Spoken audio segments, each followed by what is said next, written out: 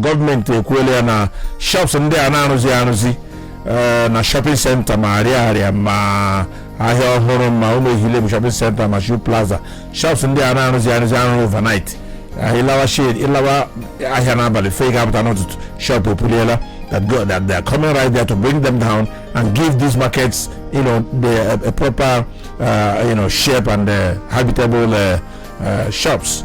There's going to be an integrity test on all the shops in the markets in Abia, particularly in Aba.